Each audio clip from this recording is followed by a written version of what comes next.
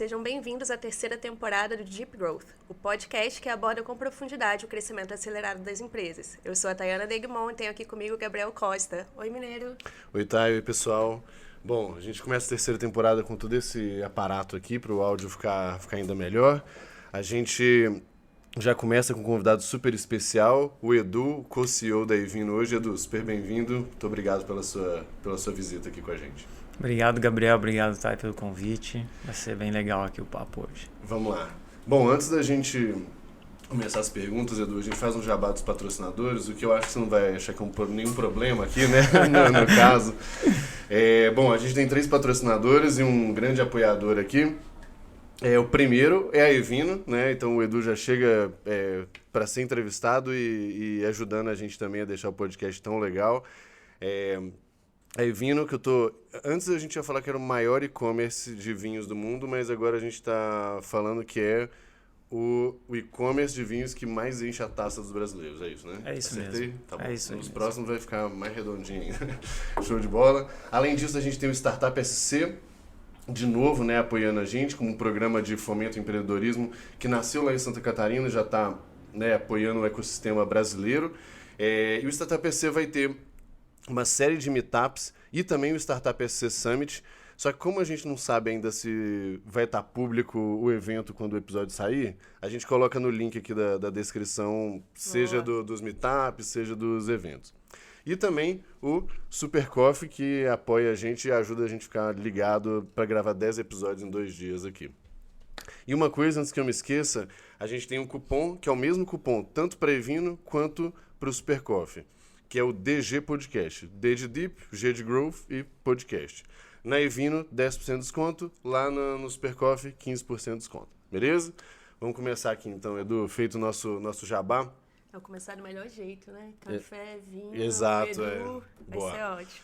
Cara, vamos lá. Antes de tudo, né, antes da Evino, vamos dar uns passinhos para trás ali. Você foi da Natura há muitos anos, né? E começou tanto numa empresa tradicional como um job mais tradicional em logística, se eu não me engano, né? Então, antes de tudo, como que foi essa transição desse mundo, tanto o mundo tradicional da Natura para Evino, quanto também esse mundo da logística para o marketing que você começou a fazer já lá na Natura, né? Boa. Bom, sou engenheiro, acabei me especializando em logística e supply chain no começo de carreira, e aí caí na Natura, no mundo da logística ali, numa diretoria que chamava Diretoria de Inovação Logística, né? Dentro dos meus interesses na logística, assim, eu sempre gostava de pensar estratégica e taticamente a favor de melhorar o atendimento ao cliente, né? Nível de serviço em especial, porque minha especialização acabou sendo outbound, entrega, transporte, né? De alguma forma. E aí, em um determinado momento lá na Natura, me desconectei um pouquinho desses projetos, fui conduzir um projeto de uma obra lá, a construção de um novo espaço para a empresa lá, que é o NASP. E aí, quando eu me dei conta, falei, nossa, eu estou me distanciando do atendimento ou do nível de serviço de uma empresa para o cliente, né? Estava me sentindo desconectado do cliente de alguma forma, né? Me conectei muito ao cliente interno, me desconectei do cliente de fato. E aí comecei conversas, falei, gente, preciso voltar, preciso me conectar de novo ao cliente, né? Aí a conversa foi essa, eu não sabia como isso se daria. Poderia ser dentro da logística, poderia ser em outro. E aí foi, de fato, foi bem oportuno e foi impensado, imprevisto a história do CRM na história, né? Como lá na Natura as coisas são feitas muito por relações, né? Eu tinha feito um treinamento de planejamento comercial há, 3 meses atrás, e conheci o recém-chegado diretor de CRM lá, Murilo Boccia, né? E a gente estava no mesmo grupo, e aí nosso grupo foi campeão lá do joguinho de planejamento comercial lá dentro. E criou uma super afinidade, né? Ele estava montando o time e falou, putz, já que o Edu está querendo chegar mais perto do cliente, eu estou precisando de gente boa aqui para formar meu time. As duas coisas. Me convidaram para o desafio. E nada, o que eu sabia de CRM, né? Nada. Eu tinha visto lá alguma coisa no Kotler, na faculdade de engenharia. Então, você imagina o nível de profundidade que eu tinha de CRM. Mas você já tinha essa preocupação com o cliente, já sabia que Exato. você queria atuar de alguma forma ligada a isso. Exatamente. Eu acho que meu pensamento sempre foi em conectar cada vez mais com o cliente, né? A jornada de atendimento. E aí acabou virando um pouco para a jornada de venda, né? Isso mudou um pouco o chip, mas foi super oportuno e foi muito bom. Me encontrei nesse espaço. Então, acho que sobre a mudança de cargo / área de atuação foi um pouco isso, né? E aí, de Natura para Evino, é até difícil falar. A Natura, de fato, você colocou uma empresa muito maior, né? Agora multinacional, aí comprando outras empresas gigantes e tal. Mas é uma empresa que acho que é bem vanguardista. Então, embora seja uma empresa bem maior, vejo pontos comuns entre Natura e Evino. Mas acho que o principal ponto é a questão de processos, né? Então, você sai de uma empresa grande como Natura e vai para uma empresa menor como Evino, é a chance de se desamarrar daqueles processos, daqueles comitês e ter mais autonomia e ter mais velocidade, de fato, agilidade. Então, acho que esse é o ponto principal da ruptura, né? E, por outro lado, tem um pouco de adaptação cultural, né? Fiquei 8 anos numa empresa de cultura muito forte, e passo para uma empresa de cultura forte, mas em transformação constante, porque é nova, né? Então, uma empresa de 8 anos. Quais as diferenças culturais entre as duas? Só porque eu acabei ficando curiosa. Eu acho que a Natura tem uma questão de sustentabilidade muito forte, né? Uma paixão pelas relações que a venda direta traz. Isso permeia muito a organização, né? Isso são parênteses, agora, né, por eu ter uma relação muito com a Natura... Cara, é muito curioso, isso me surpreendeu muito, como todo o discurso da Natura para fora é a mesma coisa lá dentro. Coisa pra dentro. Exatamente. É muito forte. E essa assim. consistência é super importante para esse lance de cultura, né? Porque você tá lá dentro, você tem que acreditar também no que... É muito doido, na verdade. É meio... Exato. Meio Você sai dali pesado. meio com uma dificuldade de se desvencilhar, né? Mas o legal é que a Evino, embora tenha uma cultura em transformação, também tem uma cultura forte, né? Acho que um pouco do laço que é parecido entre os dois, a cultura tinha nos 3 fundadores, né? Eles são muito presentes no negócio até hoje, o que deixa a cultura forte. E a mesma coisa acontece na Evino, né? Os fundadores são presentes, estão ali na execução do negócio ainda. Só que com outros traços culturais. Ali um traço de aprender junto, de aprender rápido, de fazer, de... curtir o espaço das pessoas. Então, assim, é uma empresa que também tem outros traços culturais que eu gosto muito. Então, foi um lado de deixar esquecer aqui, me acostumar com o outro, né? E foi muito bom. O que você mais curtiu, na verdade, assim, dessa transformação? Não que é algo que era ruim na Natura e é bom na Evino, mas, assim, de toda essa mudança aí, qual que é o aspecto que você acha que te brilha mais o olho ali, sabe? Dentro da Evino. Pessoalmente, eu acho que o lado de autonomia e velocidade nas tomadas de decisão foi o que mais fez a diferença. Né? E do ponto de vista organizacional, eu acho que é a história dos processos mesmo. Né? E não é um demérito, como eu disse, da Natura e um mérito da Evino. Né? É mais uma questão de porte. Né? A Evino agora...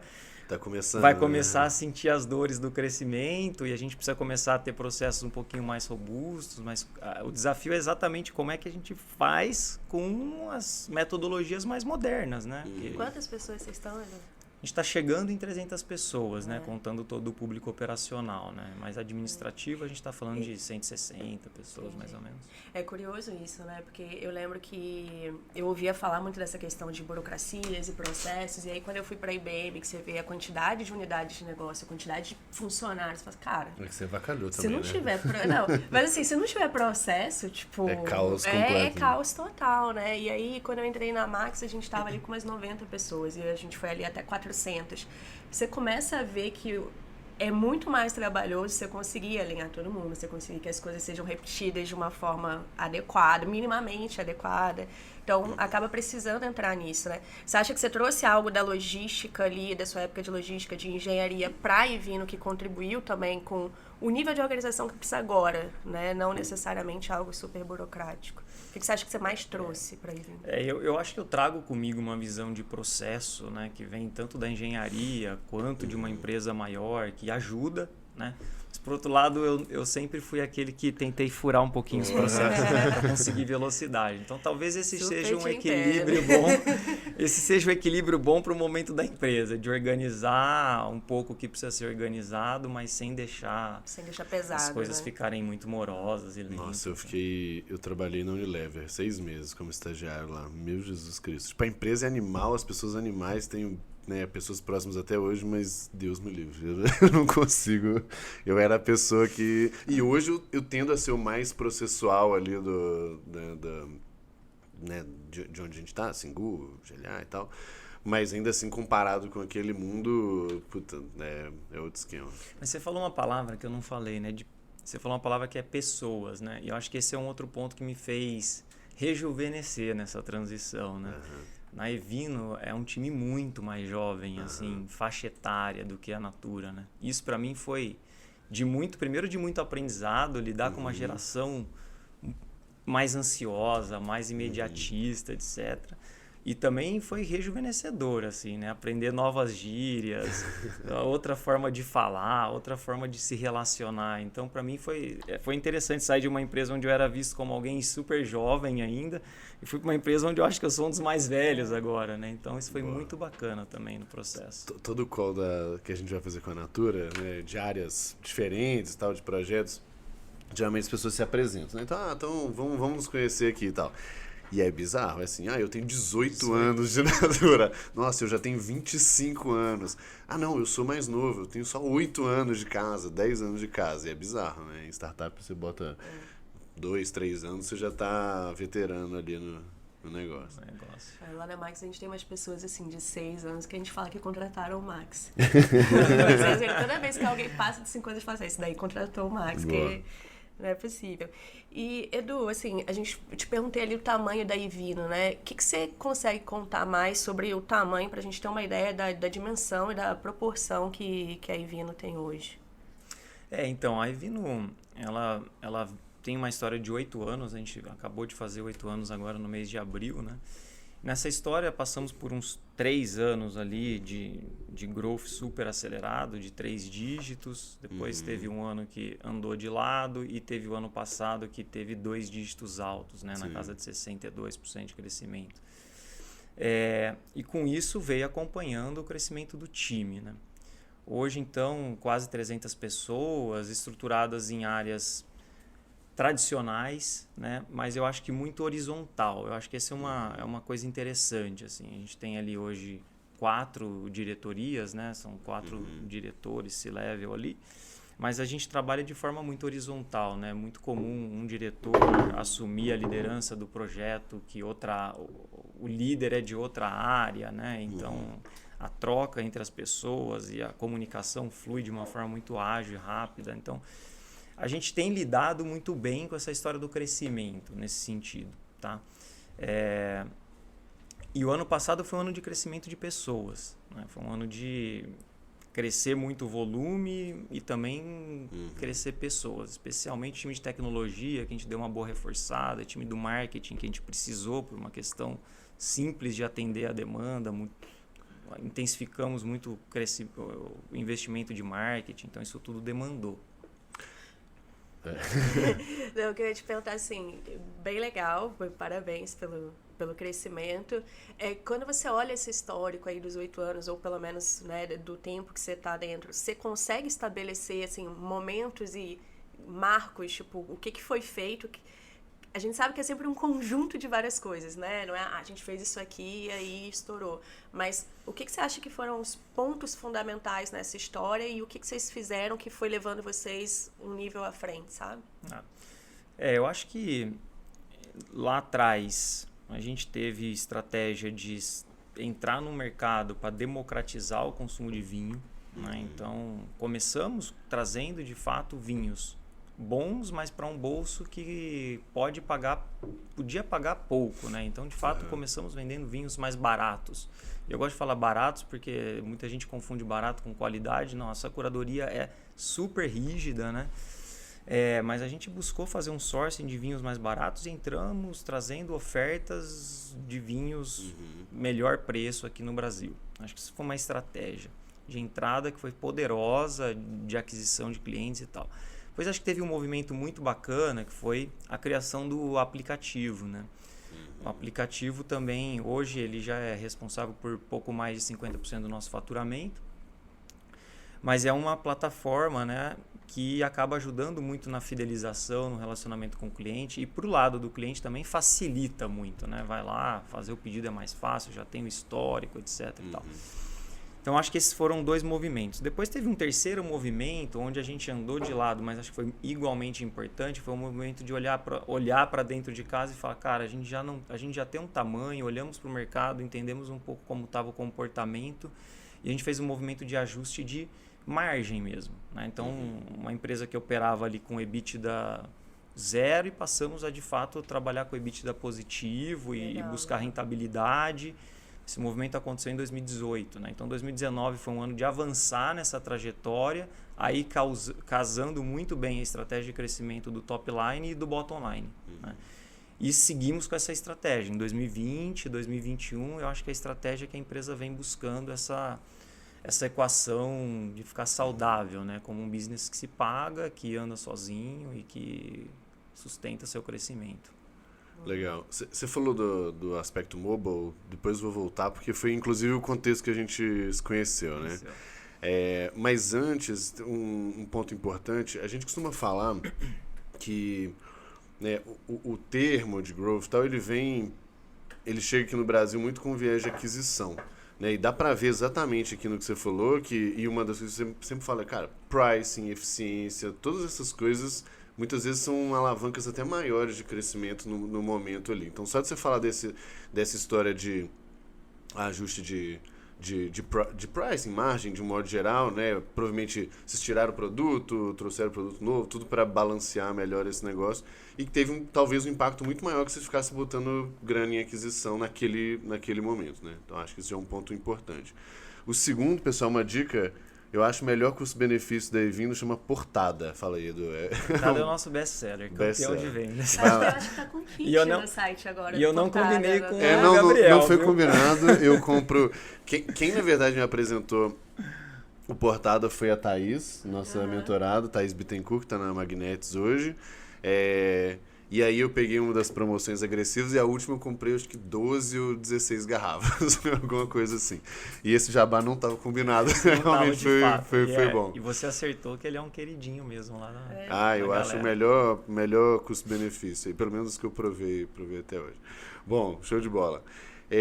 Desses, eu acho que acertos que vocês tiveram, então o primeiro... O segundo foi mobile. O primeiro foi uma estratégia de entrada. Isso, de democratizar, né? de posicionamento. Democratizar, posicionamento da marca, de preço e tudo. Boa. Né? Então, posicionamento, mobile, aí depois... Eficiência operacional. Eficiência operacional, margem e tudo mais. E aí, agora, recentemente, aí teve a pandemia no meio do caminho. Uma aquisição mais pesada, né? Que para muitos negócios foi muito destruidor, né? Para Singu foi muito ruim, agora está melhorando. Para Max é um desastre total, né? Continua. Mas para vocês não, né? Para vocês foi um ano muito forte. O pessoal não tinha nada para fazer. O vinho acabou virando uma bebida queridinha, assim, do brasileiro, no isolamento. Foi meio que... Foi engraçado, porque é meio aconchegante, né? O negócio, né? Ela abraça mais do que deu que para trabalhar bebidas. Todos os momentos, né? Foi interessante ver como que o vinho surgiu e acho que casou também com o momento do primeiro isolamento ali, do auge, que foi mais inverno, né? Talvez tivesse sido no verão, não teria acontecido o mesmo efeito. Então, acho que foi interessante esse lado. Legal. O que... Assim, acho que toda vez que a gente está vendo as coisas bonitas de fora, como eu estou contando aqui, né? De crescimento, da margem, da pandemia e tudo mais, a galera não vê os problemas que acontecem internamente por causa desses crescimentos, especialmente os não planejados, como esse da pandemia. O que deu de treta aí no meio do caminho também? As reuniões de S&OP eram as melhores, né? Assim, então, foi um ano que a gente ficava eu estava conversando com a Thay agora há pouquinho, né? Foi um ano de fazer replanejamento de demanda a cada 10 dias, assim. A minha vida atual só que é o contrário. A meta que a gente tem um costume já de estabelecer metas de curto prazo, né? Trabalhava com metas trimestrais, as metas passaram a ser mensais e daqui a pouco a gente se via discutindo a meta da semana, assim, o que está acontecendo. E aí, o nosso ciclo de supply chain ele é longo, né? Porque a gente vende basicamente vinho importado e a grande maioria da Europa.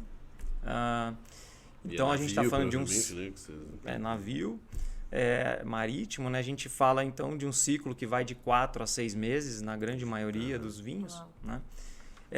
Então a gente teve que fazer algumas apostas, né? E foram reuniões quentes, assim, porque a gente fizemos algumas apostas e depois ainda abrimos um ciclo de compras emergenciais que a gente chamava. E aí, para essas compras emergenciais, como é que a gente escolhia o portfólio das compras emergenciais, né? Quem era o chapéu do forecast ali? Era loucura estabelecer forecast nesse movimento. Eu diria que esse foi a principal tensão, né? Que a gente viveu internamente. Então, como é que a gente ajustava a oferta e a demanda num processo de crescimento tão alto com uma cadeia de lead time longo, né? Depois o resto acho que foi de muito aprendizado. A gente teve tensões, né? Entramos no ecossistema das lives, mas aí eu acho que foi um pouco mais divertido, né? A gente se permitiu mais aprender do que ter ali conflitos, né? Mas gerou muita correria. Isso foi bem interessante. Você tá contando isso, na minha cabeça tá passando um filme, assim, acho que... Igualzinho, só que o contrário. Não é nem disso, mas eu acho que como a gente acaba tendo contato com as empresas, a gente meio que consegue formar a cena da coisa acontecendo. E o que... a pergunta que surgiu aqui cara, no fim das contas, como que vocês tomavam essas decisões? Porque você falou ali, são 4 diretorias principais? Isso, eram 4. Que trabalham muito juntas num cenário de incerteza absurdo, que você não pode perder velocidade, porque vocês tinham também uma oportunidade de mercado para capturar inesperada. E aí, quem que assinava ali, falava, vamos nessa direção? Como que foi esse momento, assim? Como que vocês se dividiram para tomar as decisões? Como que vocês faziam essas apostas, né, no fim das contas? A gente trabalhou muito com cenário, né? E colocando qual que era o tamanho do risco possível, né? Entendendo que ali, quando a gente está falando do fato... retorno. Nesse ponto específico que é o estoque, né? O produto, né? O risco estava muito envolvido a fluxo de caixa, né? Empenho de capital em estoque, etc. A gente mostrava, olha, cenário A, cenário conservador, feliz e muito feliz, né? Então, assim, o que podia acontecer? E a gente foi sortudo de alguma forma, né? Mas a gente apostou sempre no cenário mais otimista, o que foi bom porque o crescimento veio, né? E a gente conseguiu atender a demanda, assim. A gente não passou por momentos em que a gente não conseguia atender a demanda. Óbvio, em algum momento faltava um produto faltou portada, faltou o anciano.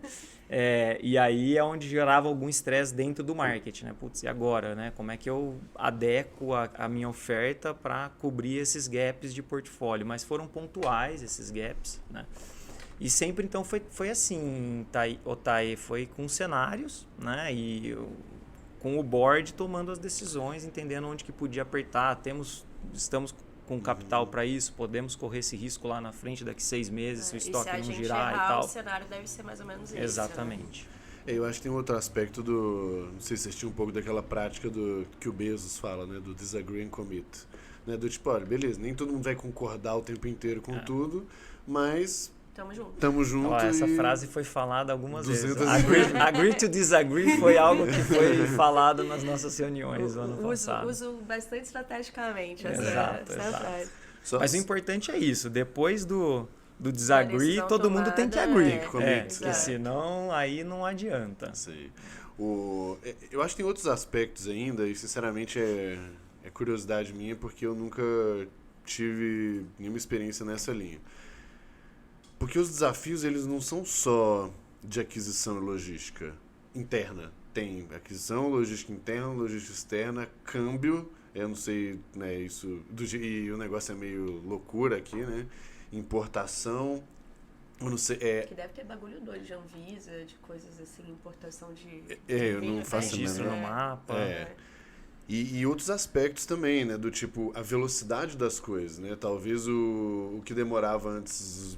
X tempo para chegar, tá demorando 2x porque as coisas estão mais burocráticas, tá mais lento, tem menos gente trabalhando. Dessas coisinhas aí, logística, câmbio, importação, o que é mais chato? O que tem impactado mais o negócio, né, de fato, é câmbio.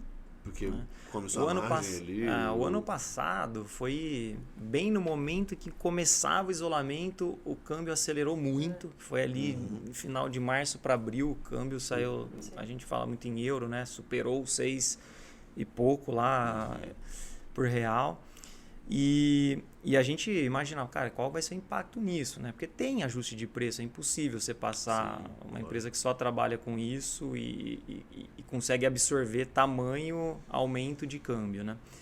E a gente imaginou, cara, qual que vai ser o impacto disso no negócio? Só que veio o isolamento, aqueceu muito a demanda, acho que amenizou um pouco o impacto do câmbio e acho que esse ano é o ano que a gente começa a sentir mais o impacto do câmbio no negócio, né? Porque o câmbio continua alto, né? Demanda, embora esteja alta, mas você começa a viver numa situação um pouco mais de normalidade e o câmbio, então, é um fator super importante. Outra coisa que aconteceu foi aumento de preço de algumas commodities, né? Papelão.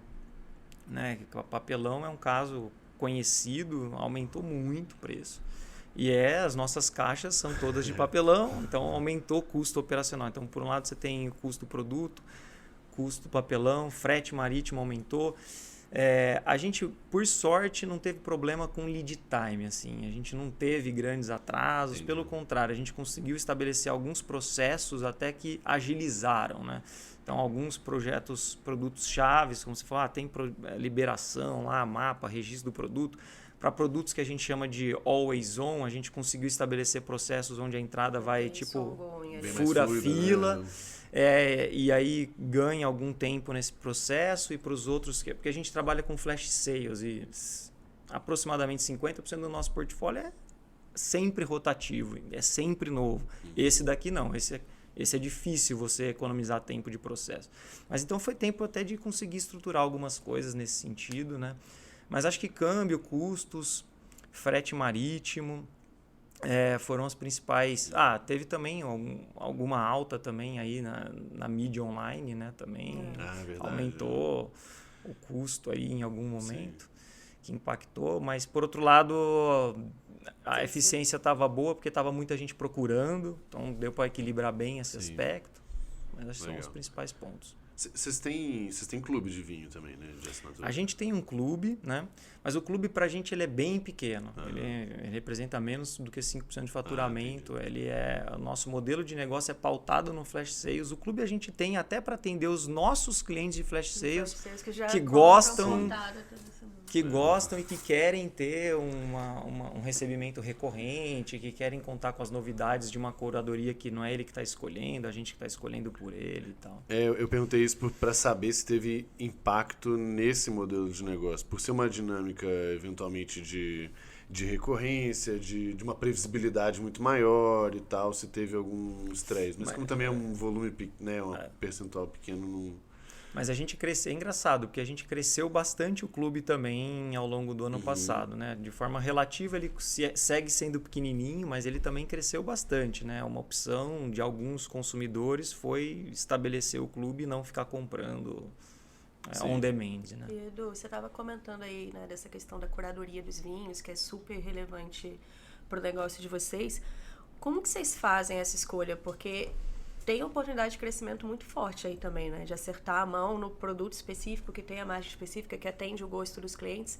Vocês fazem muita pesquisa com o usuário? É uma coisa mais interna de especialista? Como que vocês decidem os SKUs, as categorias? Como que formam esse mix de produtos? Eu acho que é um pouco dos dois, né? É um pouco de conhecer o momento do brasileiro, né? Que tipo de vinho, né? A gente ainda tem pouca maturidade no consumo de vinho no Brasil, né? É comum as pessoas gostarem de um vinho um pouco mais docinho no Brasil, né? O Portado é um caso de vinho que não é doce, mas ele tem um residual de açúcar um pouquinho maior, então agrada muito, né? Eu não sei justificar, não. Meu critério de avaliação de vinho é gostei ou não gostei. Exato. Mas é isso. Então, acho que tem um lado de entender o momento do mercado, né? Como é que avança, como é que a gente constrói essa categoria para o paladar do brasileiro que ainda precisa passar por amadurecimento. Ao mesmo tempo, trazer o que há de melhor, seja de líquido, né? Seja de oportunidade de negociação mesmo, né? Hoje a gente negocia direto com os produtores, né? Não tem um broker no meio aí, não tem até porque se tivesse, nenhum intermediário. Estraga o Exato. business. E essa história da curadoria é muito forte dentro da Evino, né? Um dos nossos fundadores, o Ari, é um especialista em vinho, né? É um dos nomes do vinho aqui no Brasil, conhece muito e degusta, se não todos, praticamente todos os vinhos que a gente vende. Quando não dá tempo, a gente tem pontos avançados na Europa, né? Que provam os vinhos e mandam as notas pra gente. Mas isso são, assim, exceções. Toda segunda-feira na Evino tem lá a salinha de degusta, Gabriel conheceu.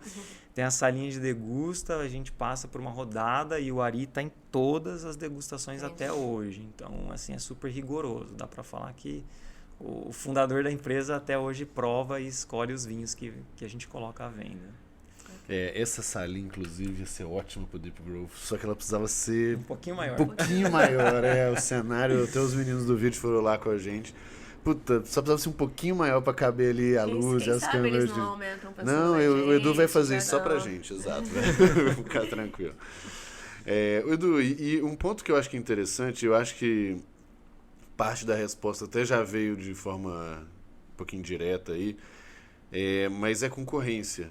Querendo ou não, e a gente entrevistou o Rogério também, né, da Wine na primeira temporada, super gente boa.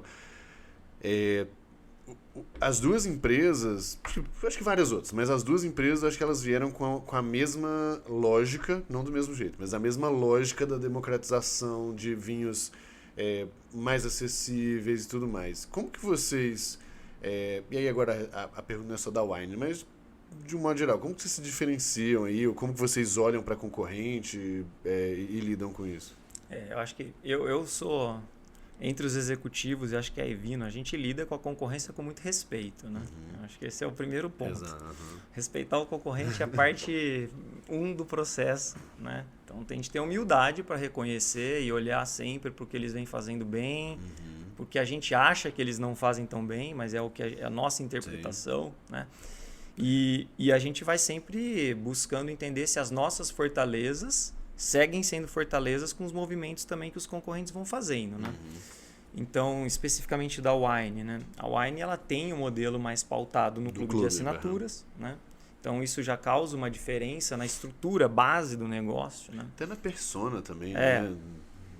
E a gente tem a estrutura pautada no flash sales, então numa renovação de portfólio muito constante, onde a gente grita todo dia ali, uma oferta nova, uma oportunidade nova, um lançamento, uma oferta, enfim. Mas é um mercado que está cada vez mais concorrido, né? Então você pega players que são conhecidos por ser mais premium, né? Vinha muito numa pegada mais funcional de produto, melhor portfólio, né? Mistral, Grand Cru, World Wine, cada vez mais também descendo um pouquinho, né? Fazendo mais promoções, fazendo flash sales, né? Esses dias eu recebi um e-mail deles lá, flash sales. Falei, olha só, a gente está começando a fazer flash sales, né? Por outro lado, a gente está construindo a nossa categoria de produtores renomados, então buscando também uma premiumização do nosso portfólio. Então, assim, acho que é respeito, acompanhamento constante, né? Nosso time de planejamento comercial olha diariamente o que está acontecendo, principais movimentos, e a gente vai fazendo também os nossos ajustes e planejamento estratégico considerando o que a concorrência está fazendo, né? O que é interessante, eu acho, nesse ponto, eu acho que muitas pessoas, às vezes, ou não sabem, ou nunca pararam para pensar sobre isso, que certamente vocês pensam. O ponto do respeito, ele é muito importante, porque a Wine, a Grand Cru, tanto faz. Eles fazerem um bom trabalho também ajuda vocês. Ajuda. Porque o mercado no Brasil ainda é muito minúsculo, né? Muito, tem um potencial muito grande, mas é muito pouco explorado ainda. Então, o que a gente falava até na época da RD é que, assim, a gente tomava muito cuidado porque a gente fazia um puta movimento de educar o mercado, que era muito bom, mas a gente sabia que isso abria espaço para uma pancada de gente também. Mas, ao mesmo tempo, era isso. Falei assim, cara, não tem por que eu fazer alguma coisa que prejudica, porque todo mundo sai perdendo, né? A Singu, a gente tem até uma coisa parecida, que é assim, os nossos concorrentes, beleza, estão lá, mas se eu tenho uma profissional que fez alguma coisa muito ruim, desagradável, não sei o que e tudo mais, a gente conversa entre a gente muito mais para orientar, porque se alguém estraga o conceito do delivery de beleza, estraga para todo mundo. Exatamente. Né?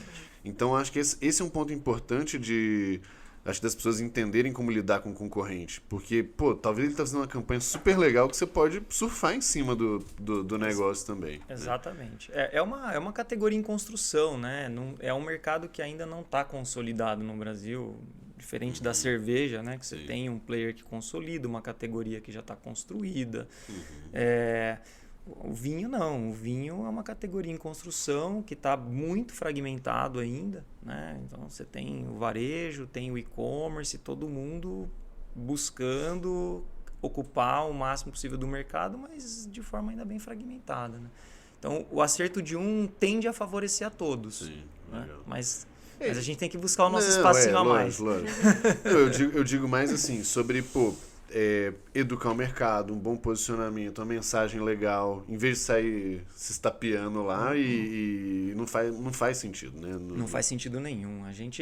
Inclusive a gente com a Wine, principalmente, né, por ser e-commerce e de uma geração mais recente aí e tal, a gente quando tem evento de vinho, é muito comum as duas empresas estarem lá representadas, a gente tem um relacionamento e um trânsito super tranquilo com eles, não tem... Show demais.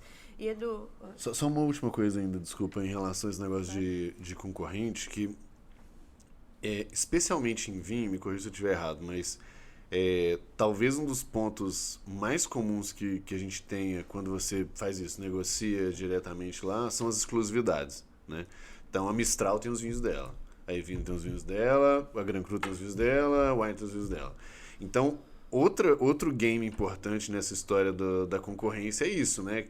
Quem você vai trazer e o tipo do deal que você faz com o produtor, porque acertar a mão com portado ou whatever, o vinho, te permite fazer coisas que o concorrente não consegue, né? Exato. Essa é uma realidade do mercado de vinho no Brasil, né? São players essencialmente exclusivos, né? E aí para o profissional de marketing aqui que somos, né? Traz um desafio interessante, porque é o espaço de construção da marca, né? Da empresa, no caso Evino, né? E o espaço da construção dos produtos, né? Porque na medida em que seu portfólio é exclusivo, você abre esse espaço para construir a fortaleza dos produtos. Se fosse um mercado em que eu vendo o mesmo vinho que você vende... Sim, é guerra de preço. Né? Aí ou é guerra de preço ou de posicionamento de marca, serviço, né? Qualquer coisa, mas eu não estou vendendo a mesma passagem que o meu concorrente vende, né? Eu tenho um vinho, eu tenho espaço para trabalhar essa marca. Então, eu não vou buscar me diferenciar tendo lá a negociação das milhas, etc. Né? Então, eu tenho um espaço adicional aqui de diferenciação, que é construir o Anciano, construir o Portada.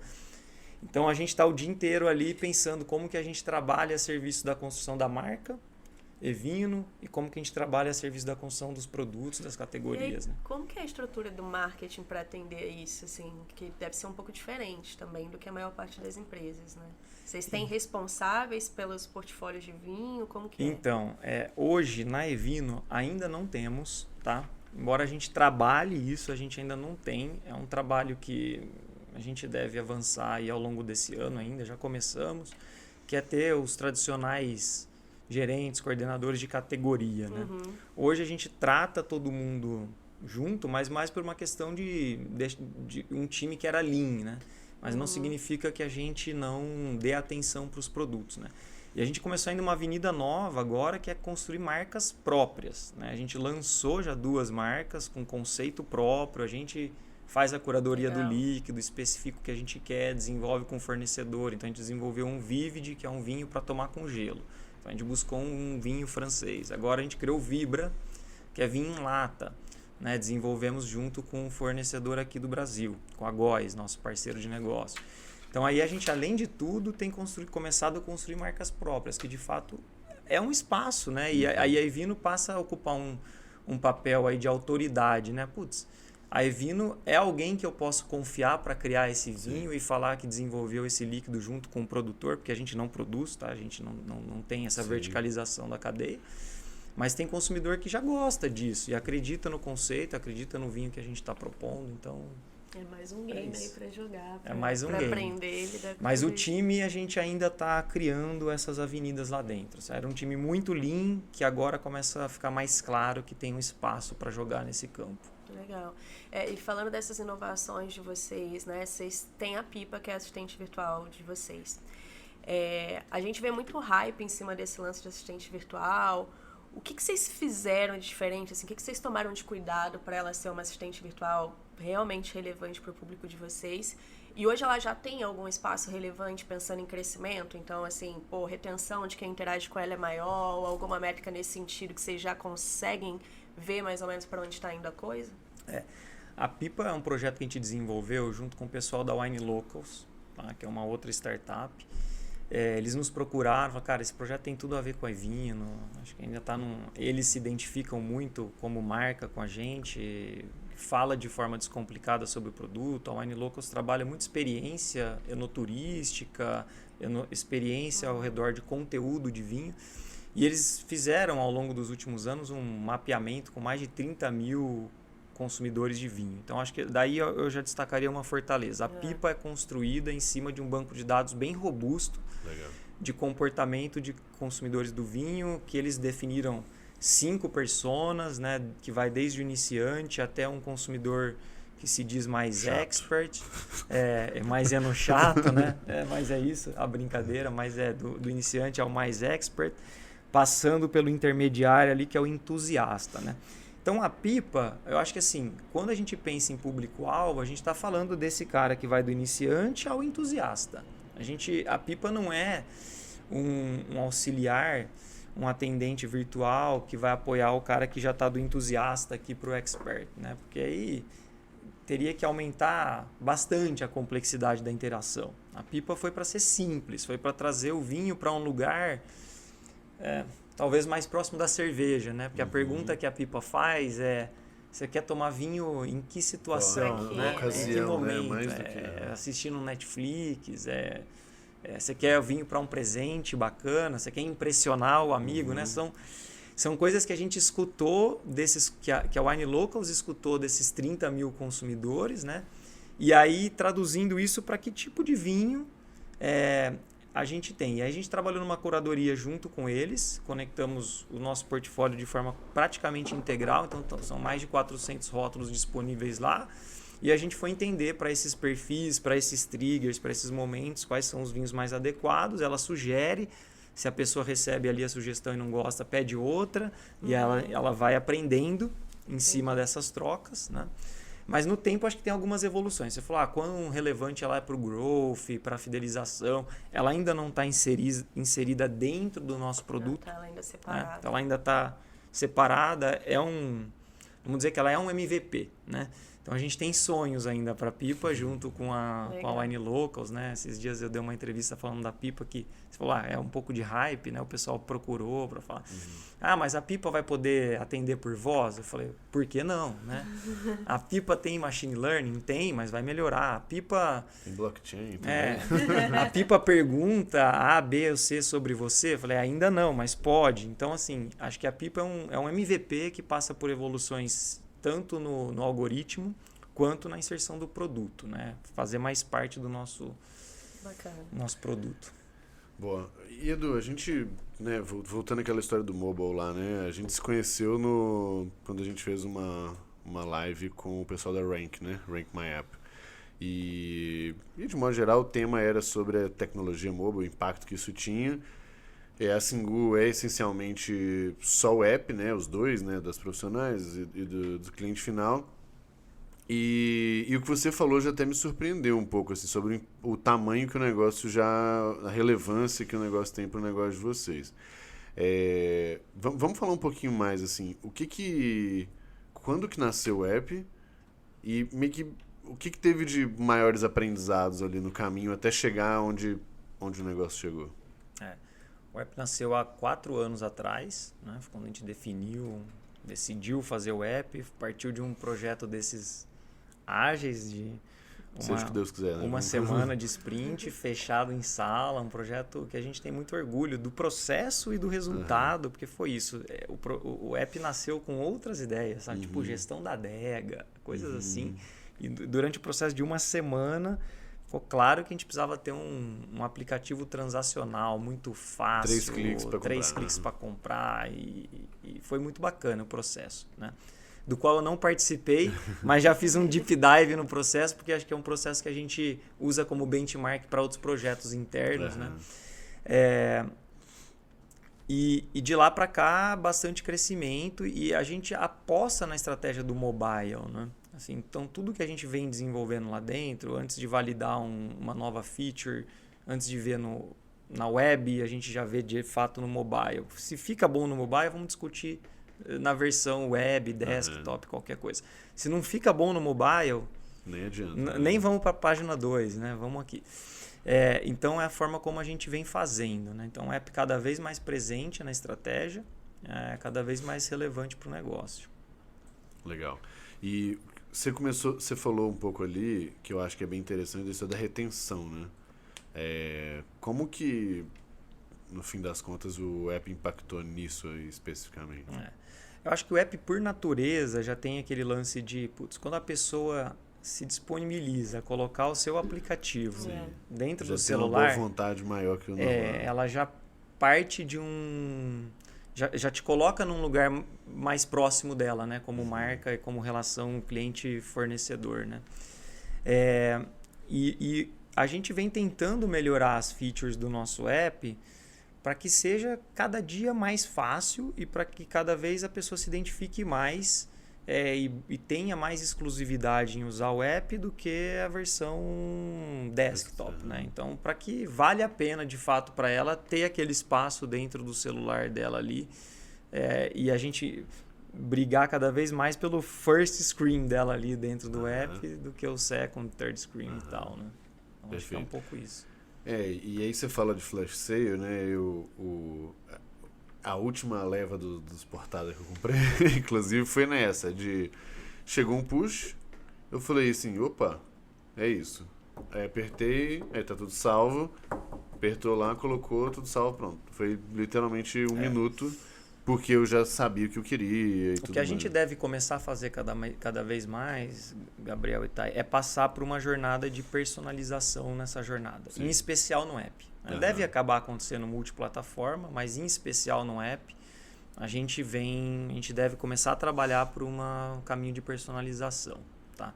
A gente reforçou bastante nosso time de BI, trouxemos um head bem senior para dentro do time, então vamos começar a trabalhar com mais recomendação personificada. Então, é um processo que deve começar a acontecer com ajustes em time de BI e tecnologia que a gente está fazendo. Curiosidade pessoal aqui, o que vocês usam de CRM lá? A gente usa Responses e tem Salesforce como backup. Tá? Mas assim, acho que tem mais coisa que contribui para o CRM, né? A gente usa também o Looker, né, como dashboard, ferramenta de BI e tal, né? Basicamente esse ecossistema. Agora a gente está migrando a plataforma de e-commerce que é proprietária, a gente está migrando para Magento, né? Adobe e-commerce agora, né? E que deve favorecer também com algumas features mais de CRO ali, on-site, in-app, dentro da jornada de navegação, conectado ao nosso CRM. Então, basicamente é isso. Show. E Edu, assim, uma curiosidade que eu tenho olhando para você, para sua carreira, tudo que você conquistou, é sobre essa polivalência, né? A gente sempre gosta de tentar entender muito como que as pessoas pensam, como que elas se formaram, né? E o que elas vão fazer daqui para frente. Você saiu lá da Natura, você foi de logística para CRM, né? Aí agora na Ivino você foi do marketing para ser co-CEO atualmente, que é a sua posição. O que você acha que te ajudou a construir repertório? O que te permite fazer essas transições todas e conseguir navegar pelo mundo de negócios de uma forma tão fluida? Aliás, se é fluido a gente não sabe, né? Inclusive você pode contar quais são os perrengues, né? Essa é uma pergunta que eu busco responder constantemente, né? Assim como formato de autoaprendizado mesmo, porque quando a gente vai... E eu já tive respostas diferentes para essa pergunta, tá? Legal. Mas tem uma coisa que eu gosto de falar, que eu sou uma pessoa que capturo muito aprendizado nas interações, né?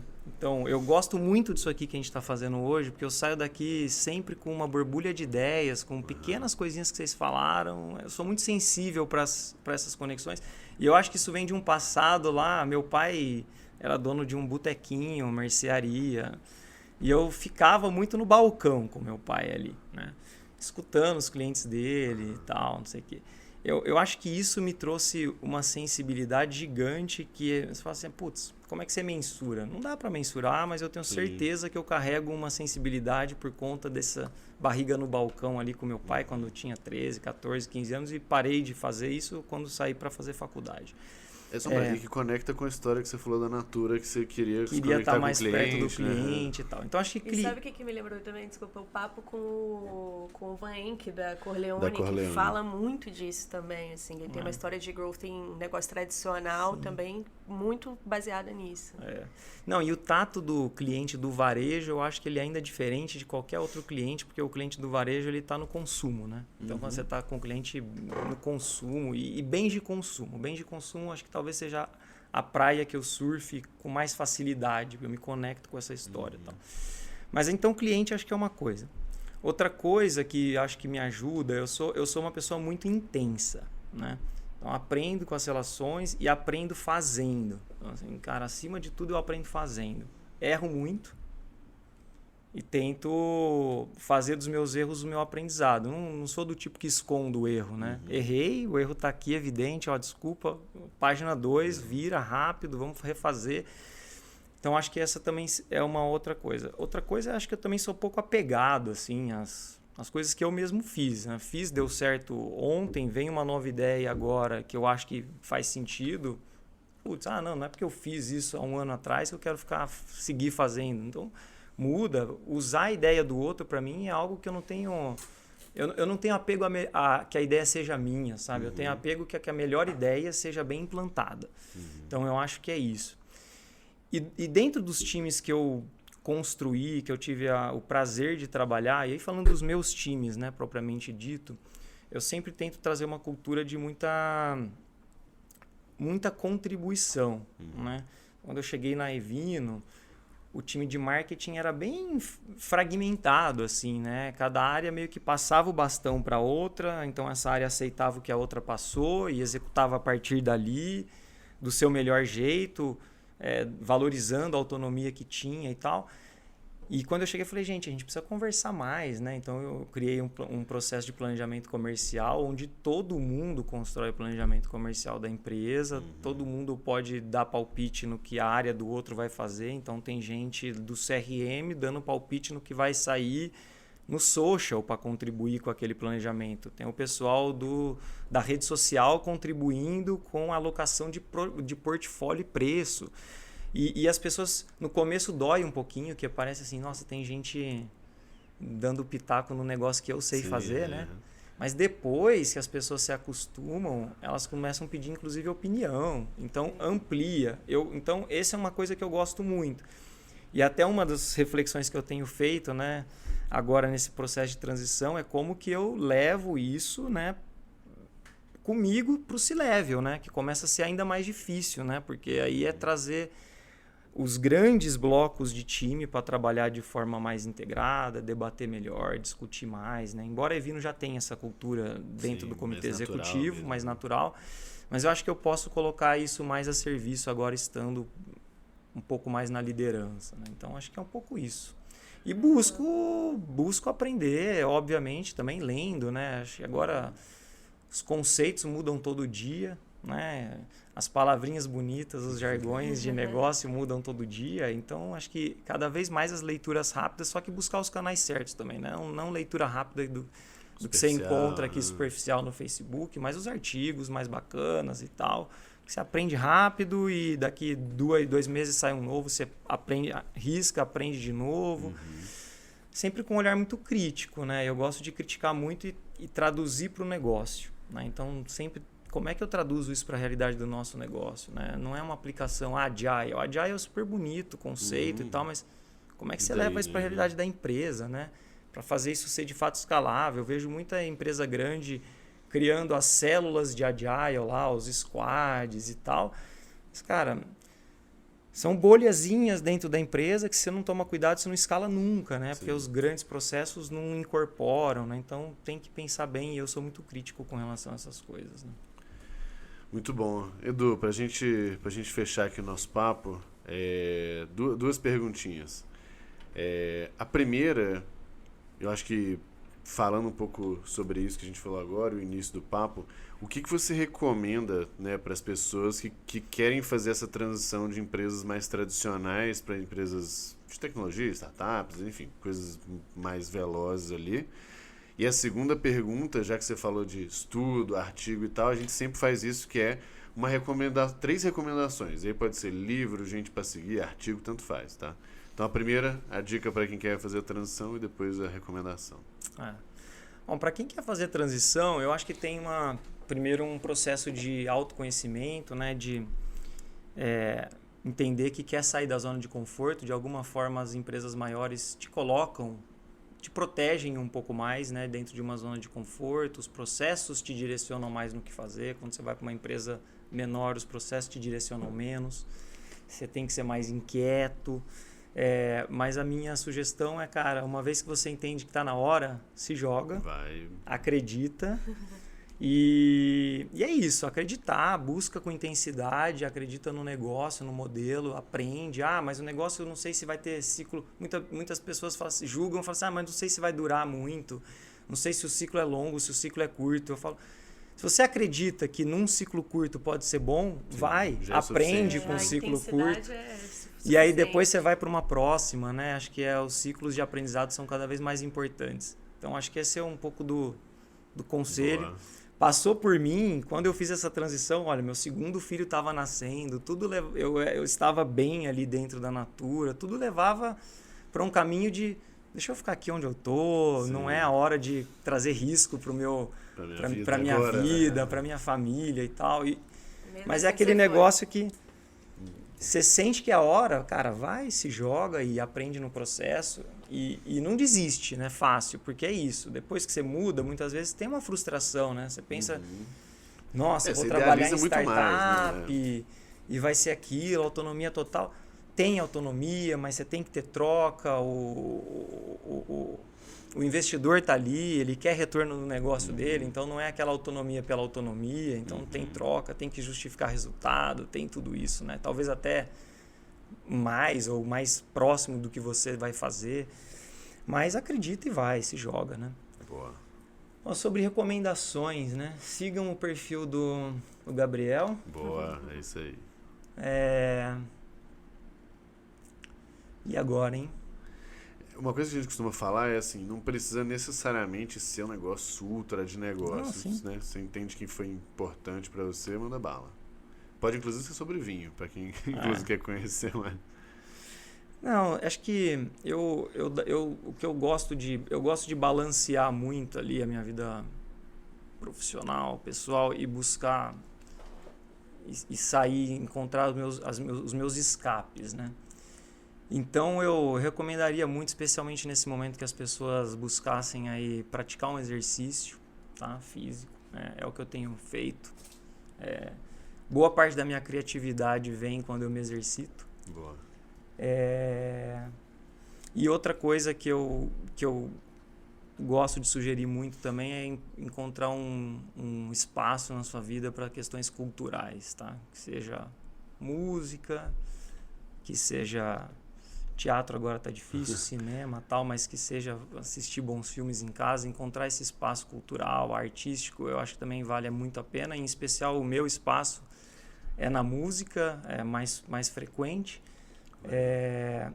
Então acho que essa é a sugestão que eu deixo para as pessoas aqui, fugindo um pouquinho. Boa, faz do protocolo, mas ficou bom. Mas é isso. Show de bola. Cara, super obrigado. Gente, 2 recadinhos finais aqui.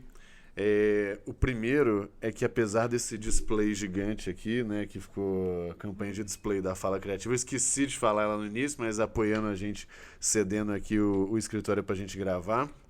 A Fala é a nossa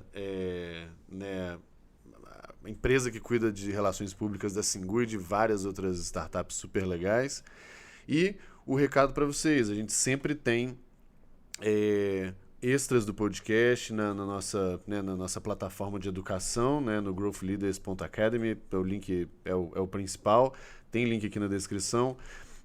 A gente construiu uma plataforma, né, está lançando agora junto com o podcast, na verdade, uma plataforma de educação em growth super acessível, super baratinha, com aula, curso, extra do podcast, fórum de discussão, muita coisa para realmente democratizar acesso também, já que essa é a palavra que vocês gostam, a gente também gosta dela. Então, fica o meu convite para vocês. Vamos ter mais uns 10 minutinhos de papo que vão ficar lá na plataforma. Cara, super obrigado. Obrigada, tanto pela conversa quanto pelo patrocínio e apoio ao projeto também. Obrigado, gente. Muito Até a obrigado, próxima, Thay. Obrigado, pessoal. Gabriel. Valeu. Tchau, tchau. Tchau.